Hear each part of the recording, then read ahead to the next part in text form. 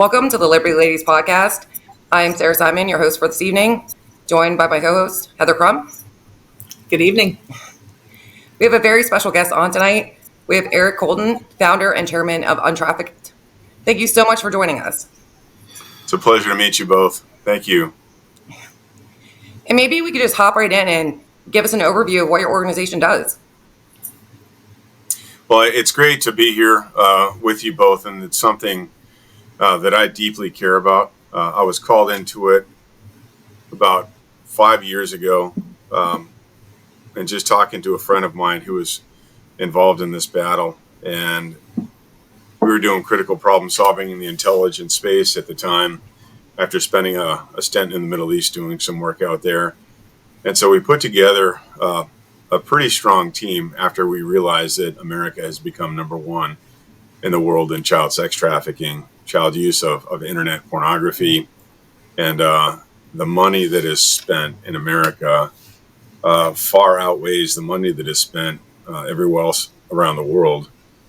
And so I spent about 8 months doing research, and what I landed on, and then further exacerbated by continual research, realized that over the past 3 years, children's social media use has been up 2,500%. Their online activity is up 2,000%. Smartphones and online gaming are gateways to children. There are over 750 predators online at any given time, according to the FBI.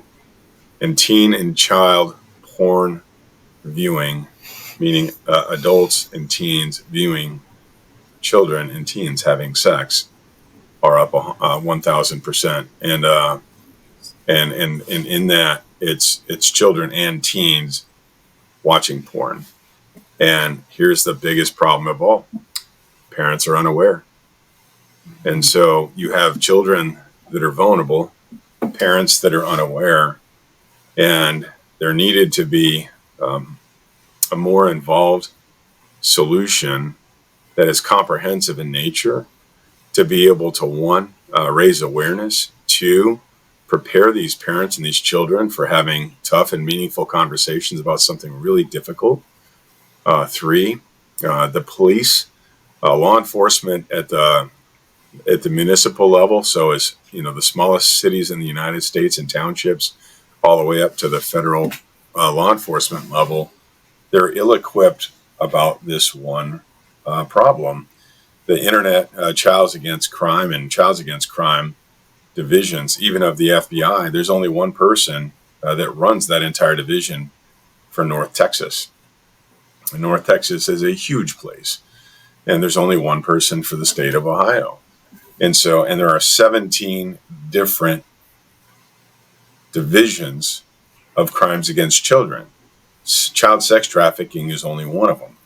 And so this is a huge problem. Do you think one person can manage all 17 divisions?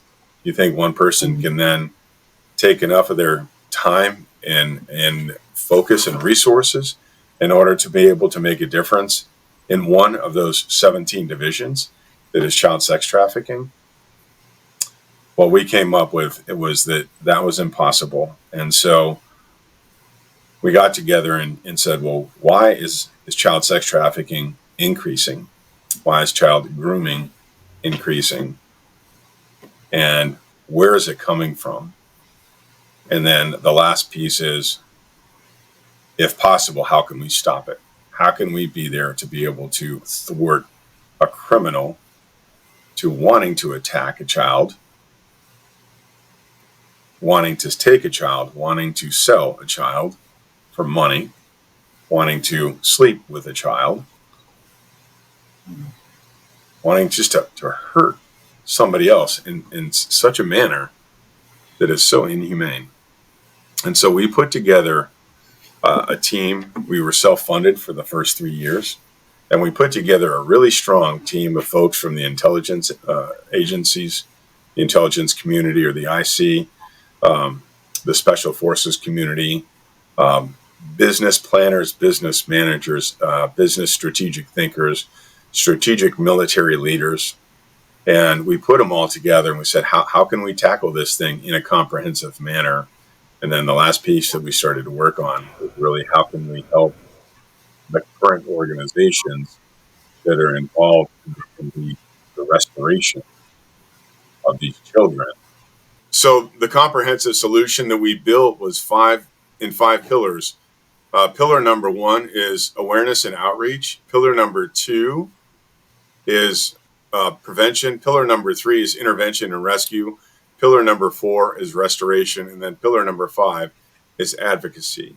It's actually pushing for policymakers to create policies to build tougher laws within states, within towns, and then federally to see to it that one, they get the result of thwarting a predator's desire to be able to want to ever target a child in the first place.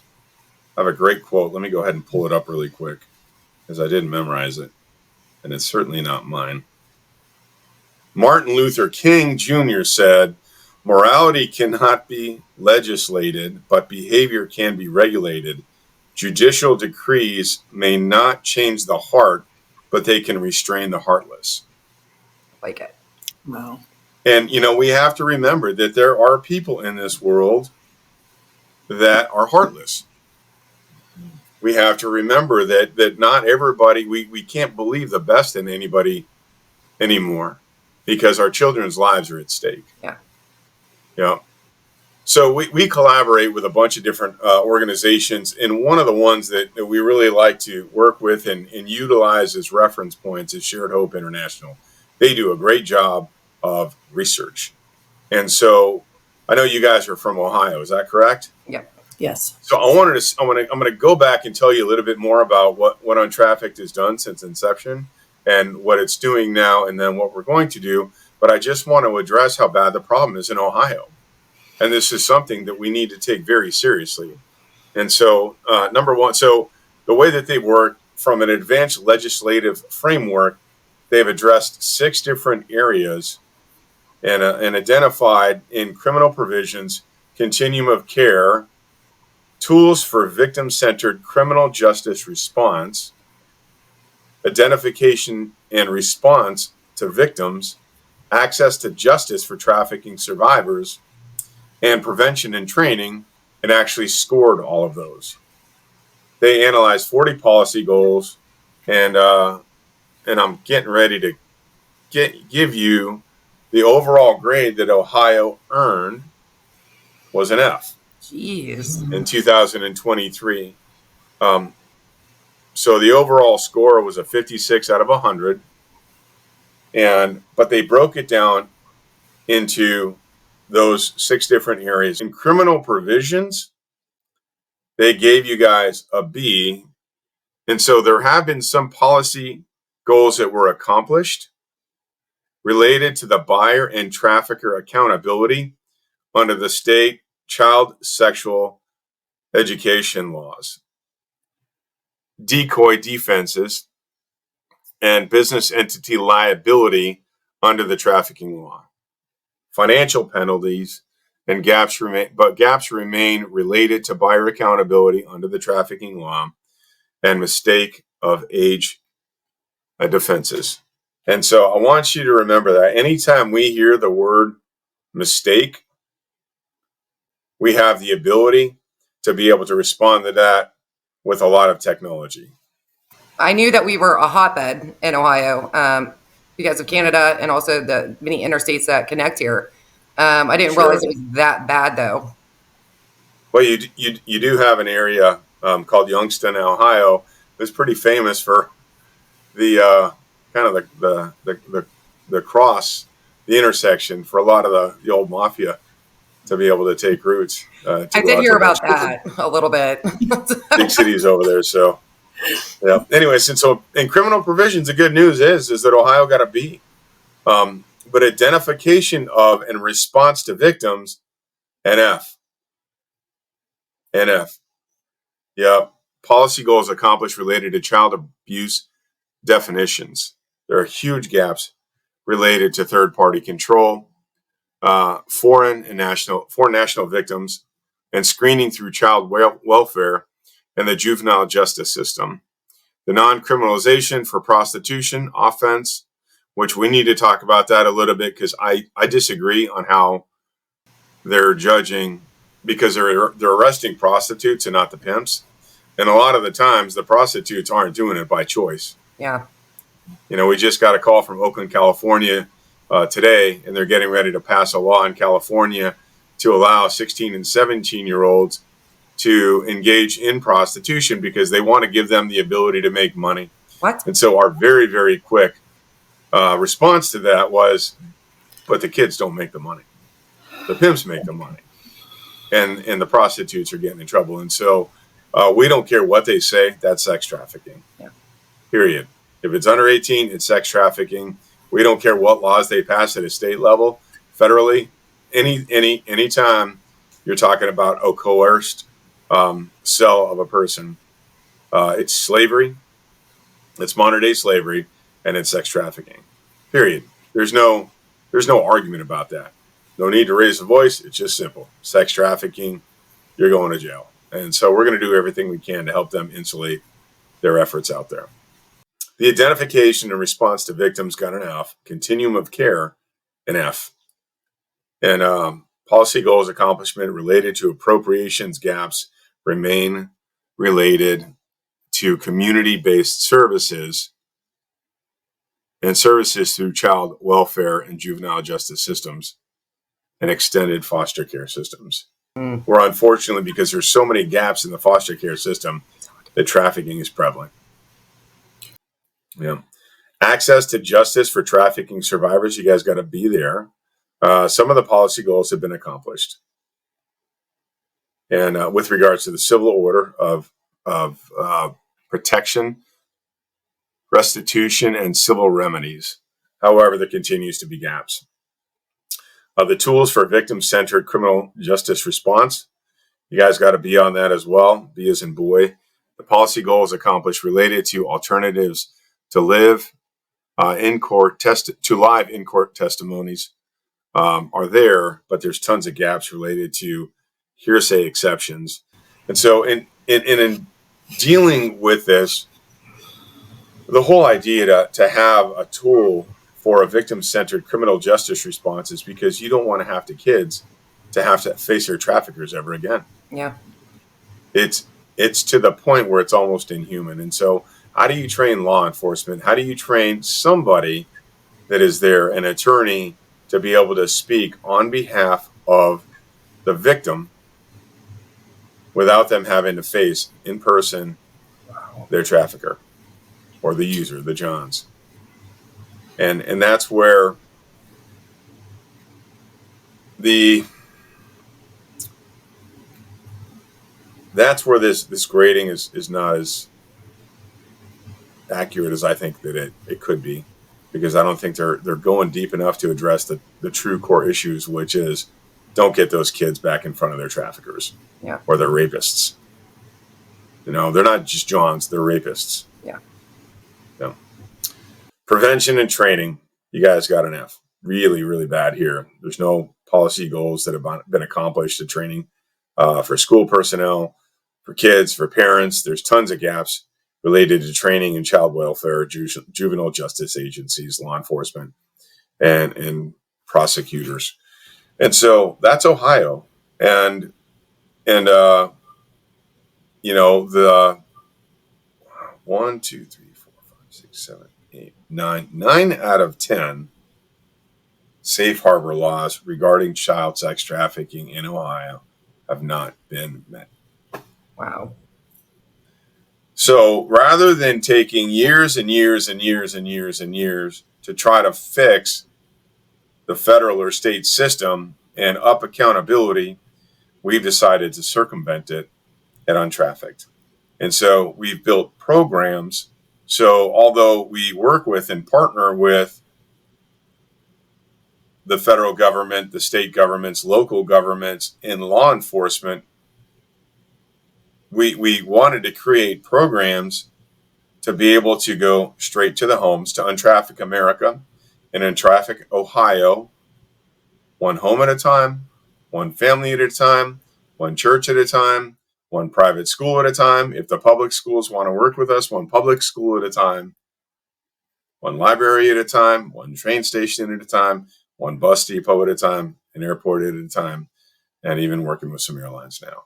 And so how do we have the ability to do that? And so one, we've created the Guardian Alliance handbook, and in order to be able to get launched into that program, you go to our website, untrafficked.org, and you take the pledge, which is up here behind me, and then your pledge is all that it requires. It's a free program, and you get to log on to the online portal, which has the Guardian Alliance program. And now you've become part of the Alliance.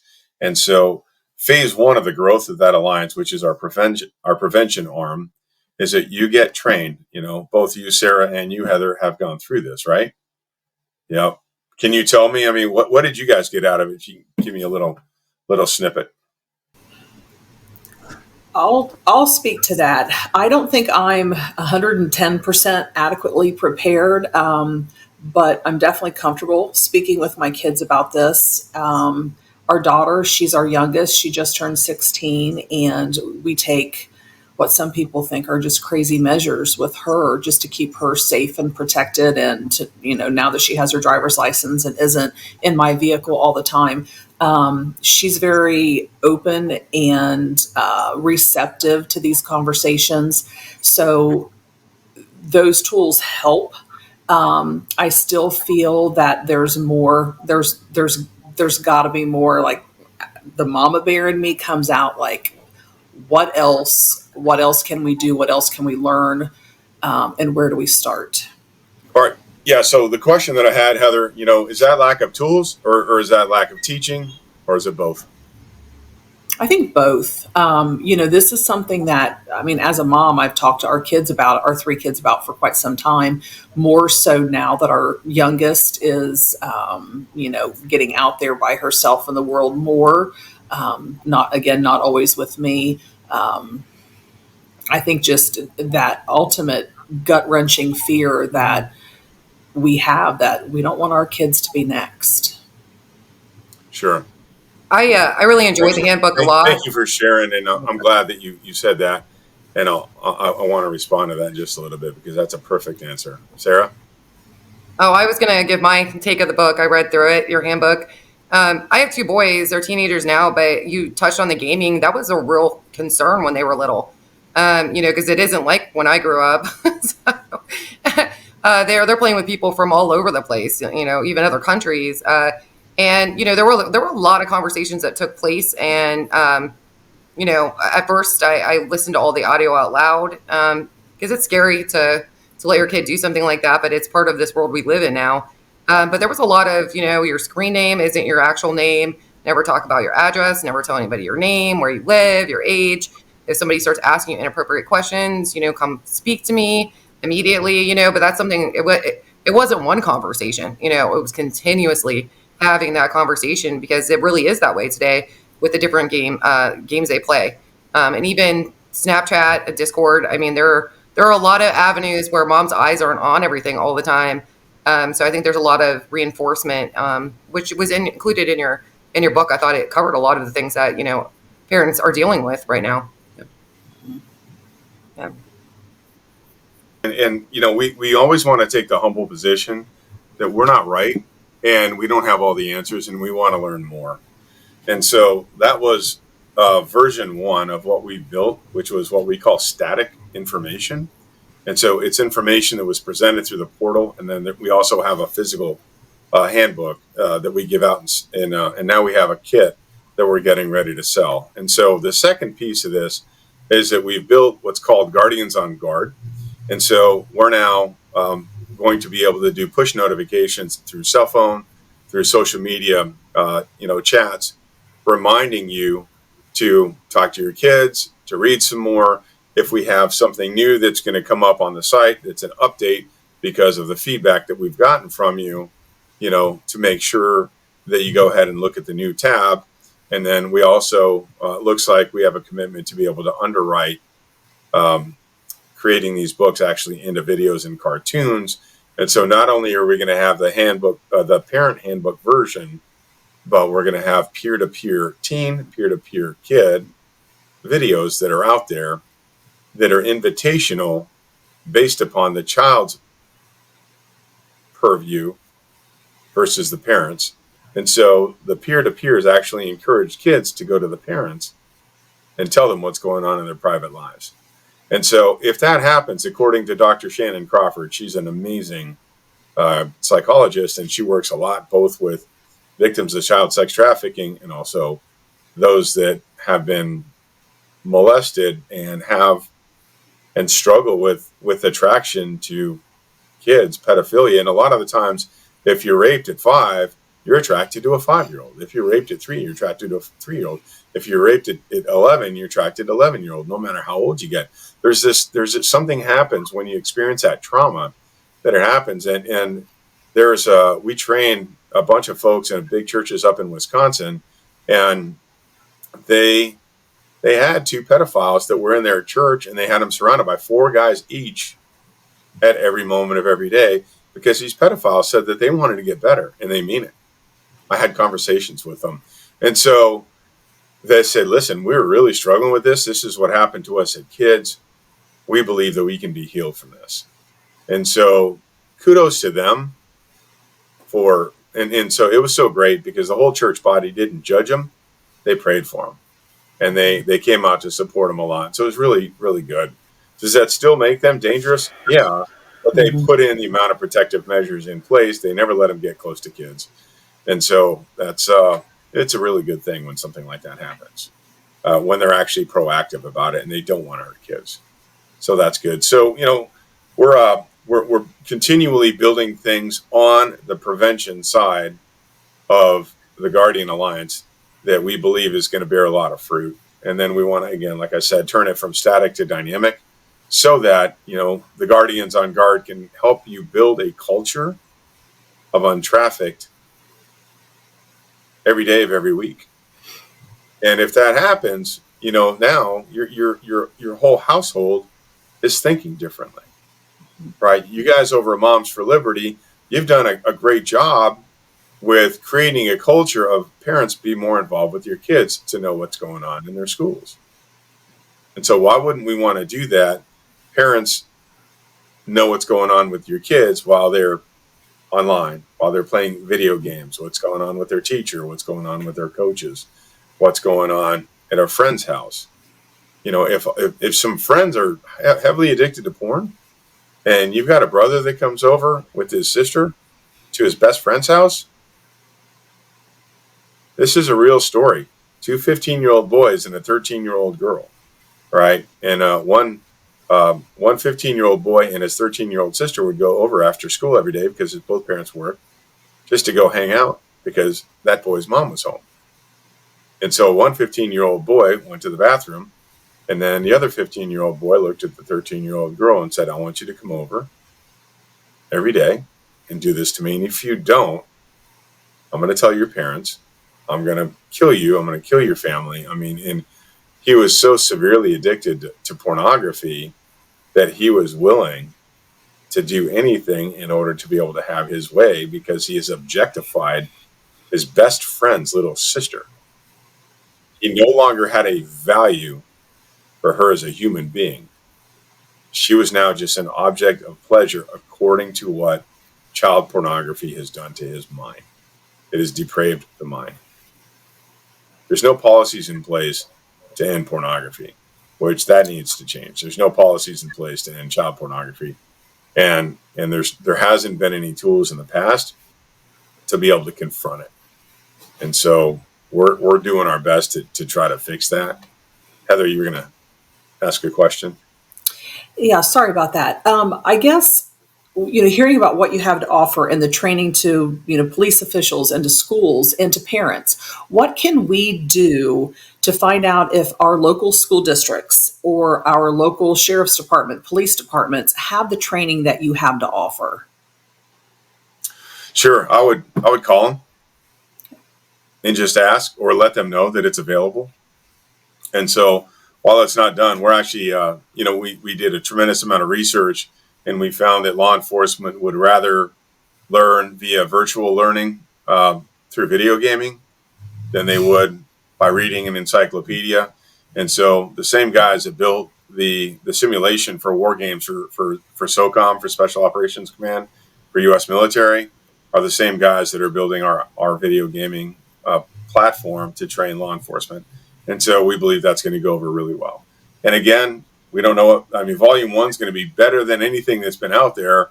But again, we still want to continue to learn to ensure that it's the most effective and comprehensive training to equip law enforcement to, because there's so many different types of scenarios that they face, and you just never know.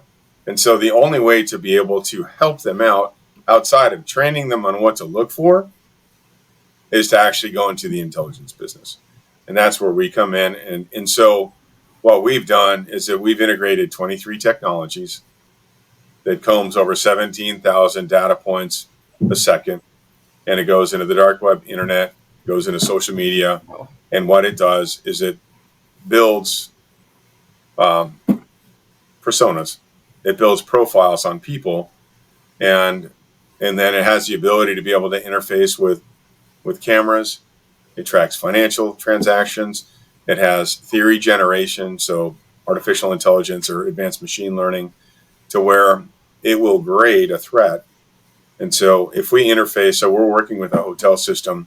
It's a private hotel group, but they're all Marriott brands. And so we're interfacing with their camera systems.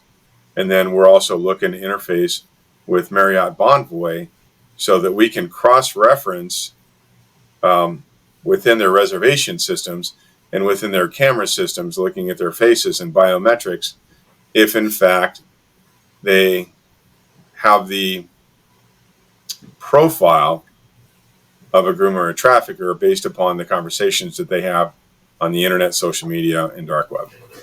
That's pretty high tech. That's amazing. Well, we're grateful to have like I said, a good team that came out of the intelligence community. Not messing around here, taking care of business. That were, well, I mean, we hope to, when it was told to me by a former Border Patrol agent that when Border Patrol introduced drug sniffing dogs, the drug trade at the border dropped 60%. Oh, wow. And so that was just one hurdle.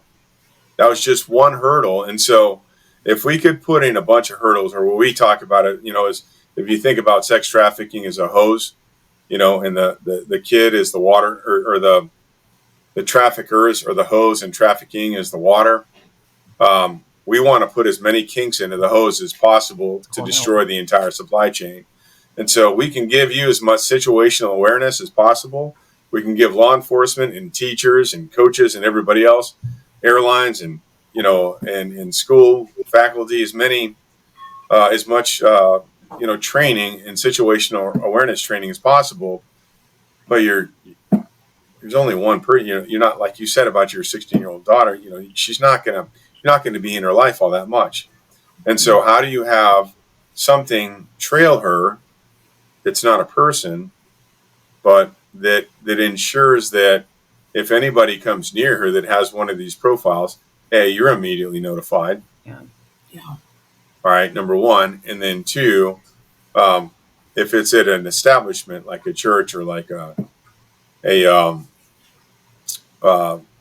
hotel, we'll immediately be notified, and then we can go ahead and submit a report to their security. And if they want to get law enforcement involved because there's an active trafficking case happening or scenario happening, they have the ability to take that intelligence and take action on the actionable intelligence and report it to law enforcement. That literally turns into a case that's got a lot of evidence in it.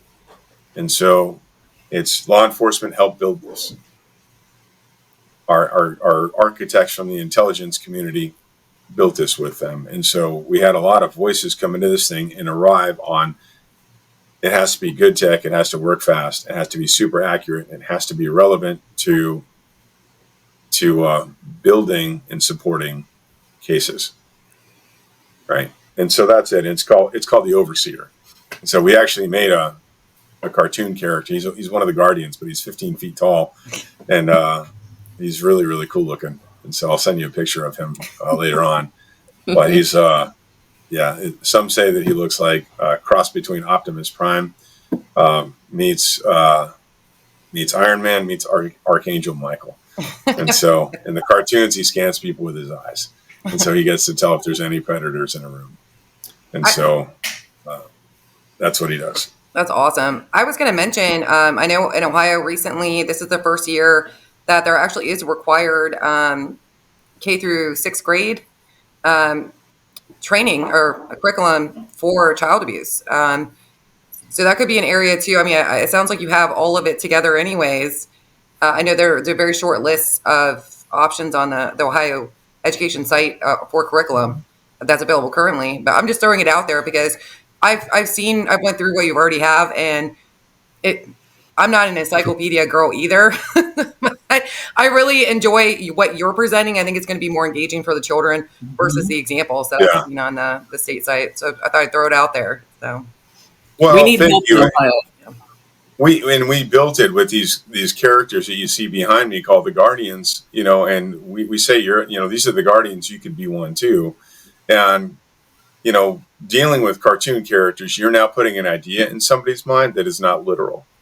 And then they could adopt that as their own persona and build that strength. Just like, when I was a kid, I wanted to be Superman or Batman, and I think there's a funny t-shirt that says, do things with the confidence of a 4-year-old wearing a Batman shirt, and it's because they've taken on that persona of being a superhero. And so we want to bring hope. We want to bring victory. We want to bring faith and increase it inside parents and inside all stakeholders that are there, that are invested, to be able to insulate children so that we can actually get a positive result here.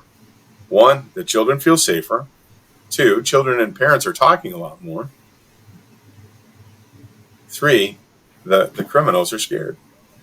They're scared they're going to be caught. So that's the Overseer, and so how that works with everything is it's interactive. It's a highly dynamic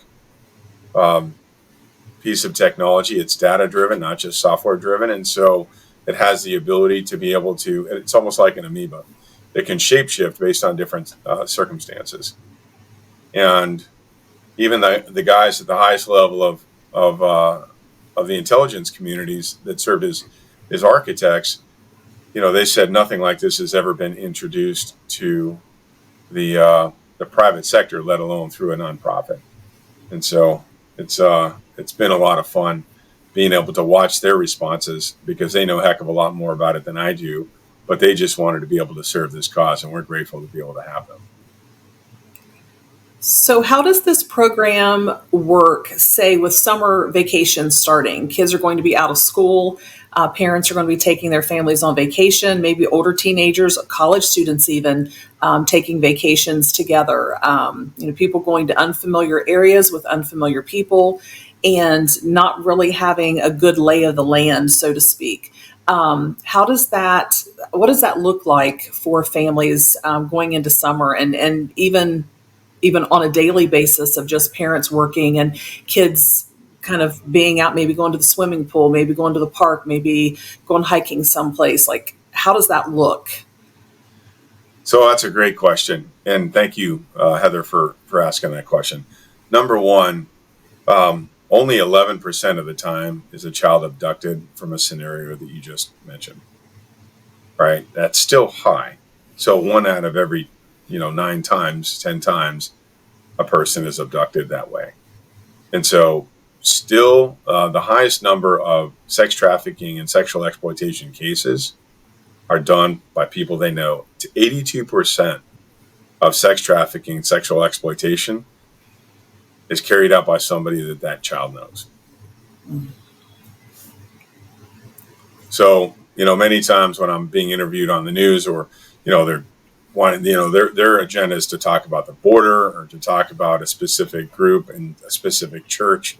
And my response to them is, yeah, trafficking's happening at the border, and yeah, trafficking's happening at church, and yeah, trafficking's happening by straight people and gay people, by church and non-church people at the border, and in Ohio, and in Texas, and in New York, and everywhere. It's happening everywhere, but 82% of the time, regardless of location. This is consistent across the United States of America, no matter where, it's happening by somebody they know. Wow. And so that's why we had to utilize technology in order to be able to level the playing field. And so that's number one. And so the information warfare, Heather, that you can utilize is get everybody in the room. And so, again, our first rendition of this Guardian Handbook was for parents. The second and third that we're getting ready to release, they're going to be for peer-to-peer kids and peer-to-peer teens. And so get them online or order some and then have them go through it and say, huddle up, put a hand in the middle and say, hey, we're a Guardian family. We're part of the Guardian Alliance. The kids are going to think it's cool. We've done focus groups with kids, and every single kid thinks that it's cool. They go to the overseer and they're like, that's the coolest thing I've ever seen. And so even my 6-year-old son, he's like, Dad, I like the Guardians, but overseer, man, he's the coolest. And let me see if I can pull him up for you right now. You really did take a really very difficult conversation to have with your kids. I mean, it's an awkward conversation, and you somehow spun it and made it kind of entertaining to talk about something that's not entertaining to talk about. All right, y'all ready to meet him? Let's see if you can see him. See him? Oh, yeah, he's pretty cool again. Yeah. Sweet. That's awesome. That's cool. Yeah, it's hard to see with a virtual background, but I'll send them to you so you can put them into the you can show what the overseer is. So yeah, having now you have a platform. You're a Guardian family, Guardians on Guard, and if there's a push notification that, hey, at the pool that you're at, there's somebody that's on the registered sex offenders list at your pool right now. Just be cautious, right? He's 6'2", has brown eyes, dark hair, or she, and 26 years old, whatever the case is. And so, but here's the thing, those are just the people that have been arrested and convicted, right? Our intelligence has the ability to locate those that are having active conversations surrounding the grooming of children, and they've never even been pulled over by a ticket. And so that's what real intelligence does. A lot of people have said, the reason why the United States has been so successful at wars is because intelligence has always gone in first. And so we had to do the same thing. And so we look at this as a military mission, and we have to. And we've got a real life threat that's there. And then we've got, the psychological operation that is being done by several groups of folks that we track as well, that are wanting to over-sexualize children. Yeah. My daughter and my son they don't know how to tie their shoes yet they're supposed to pick their Gender. They're going to choose gender. They're going to choose, or they're going to want to learn about, procreation and in a vulgar manner that's being demonstrated. And so, and just to let you know, the more guardians that we have, this is, one of the things that we're doing on the policy side. If there's policies that are in place that are good, there's one state that we're working with that I'm not going to mention right now because we're kind of keeping it in a clandestine fashion, but they have incredible policies, but they're not being supported. And so when we take our thousands and thousands and thousands of guardians and we send a really quick email to them that gives them the ability to sign a petition surrounding that one little piece of policy, now you've got thousands and thousands and thousands of constituents that are ensuring that you're going to become active and enforce that policy that's there. And it's going to go to all the stakeholders around the town. And if it doesn't, we're going to continue to do what we do well, which is be guardians and, not only untraffic our home and our family, but our neighborhood and our community. And so that's the way to be able to win this. And like you guys have done inside Moms for Liberty is, you had a place to start. Yeah. And it started with confronting evil. It started with confronting a very small group that had a very specific agenda and raising the voices of thousands and thousands and thousands of mama bears out there to say, not on my watch. Yeah. We're going to protect our children. And so you guys, became guardians well before we even built this program. And so, it's really kudos to you and hats off to you guys. And so we just, we want to stand alongside of you and say, listen, mama bears, we want to give you a cadre of tools that you didn't have before. And although we're not perfect, I think that we're the most digestible. I hate to say it this way, but we're the most fun to go through. I don't want to make these conversations with kids to be awkward. I just don't. I want to use comic book style cartoons to make the kids feel empowered. Yeah. Hey, I mean, because, and I'm going back to when I was 7 years old. I always knew that when I was going to watch a Super Friends episode that there were bad guys. And I always knew that the good guys were going to beat the bad guys. And Superman and Batman and Wonder Woman and Aquaman were always going to be victorious. Yeah. And so that's the type of positioning and culture that we want to be able to build inside of every house in America. To say, hey, you guys are Wonder Woman. You guys are Superman. You guys are Aquaman. You guys are Batman and Batgirl and Robin, and to get together and be empowered. And, like Shannon Crawford said, Dr. Shannon Crawford said, if 95% of the kids would talk to their parents about what's going on in their private life, if kids would be open about what's going on in their private life and talk to their parents, 95% of grooming trafficking would be over. Yeah. Period. And so it's really just how do you facilitate making an ongoing conversation, and it's by building a culture, the guardian culture inside a home. Love it. So thank you so much for everything that you do. And the whole CIA tech take, that kind of took me from left field. I didn't know you guys were that. I never said anything about any particular former agency that anybody worked for. Because of the tech aspect of it, like Mission Impossible. I don't know.